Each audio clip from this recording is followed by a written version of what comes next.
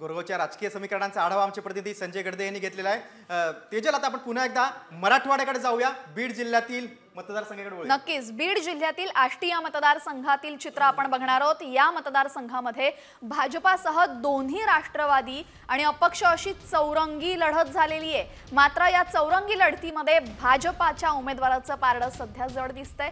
इथली लढत पाहूयात, संभाव्य आमदार पाहूयात आपण ग्राफिक्सच्या माध्यमातून। आष्टीमध्ये खरंच चौरंगी लढत झाली होती, अगदी चुरशीची लढत झाली होती। माझ्या भाजपचे उमेदवार सुरेश धस हे संभाव्य आमदार आहेत। खरं तर सुरेश धस हे विद्यमान आमदार देखील आहेत, पुन्हा त्यांना पक्षाने संधी दिली आणि आष्टीच्या मतदारांनी देखील सुरेश धस यांच्याच नावाला पसंती दिलेली आहे। शरद पवारांचे राष्ट्रवादी काँग्रेसचे मेहबूब शेख यांना मात्र मतदारांनी नाकारलंय, असं चित्र आहे।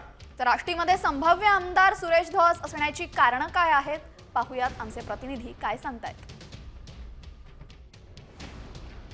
सुरेश धस यांना भाजपकडून उमेदवारी होती, बाळासाहेब आजबे यांना राष्ट्रवादी अजित पवार गटांकडून उमेदवारी होती, तर त्या ठिकाणी महाविकास आघाडीकडून महबूब शेख तर भाजपचे बंडखोर माजी आमदार भीमराव धोंडे हे अपक्ष निवडणुकीच्या रिंगणात होते। जर हा मतदारसंघ या ठिकाणी भौगोलिकदृष्ट्या सर्वात महत्त्वाचा समजला जातो।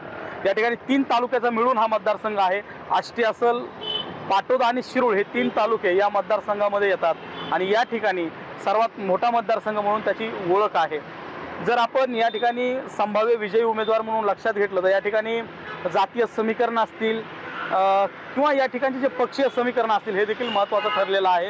या ठिकाणी संभाव्य विजयी उमेदवार म्हणून भीमराव धोंडेंकडे पाहिलं जाते, ते अपक्ष उमेदवार आहेत, शिट्टी त्यांचं चिन्ह होतं आणि या 3 तालुक्यांपैकी शिरूर पाटोदामधून या शिट्टीला आघाडी मिळणार असल्याचं देखील बोललं जात आहे आणि एकूणच जी फाईट आहे ती फाईट भाजपचे सुरेश धस आणि भीमराव धोंडे यांच्यामध्येच होईल। या ठिकाणी काट्याची जरी टक्कर या ठिकाणी पाहायला मिळाली असली तरी या ठिकाणी संभाव्य विजयी उमेदवार म्हणून भीमराव धोंडे यांचंच नाव समोर येत आहे। आज जरी त्यांचं नाव समोर येत असलं तरी उद्या नेमकं गुलाल कोण उधळणार याकडे सर्वांचं लक्ष लागलेलं आहे।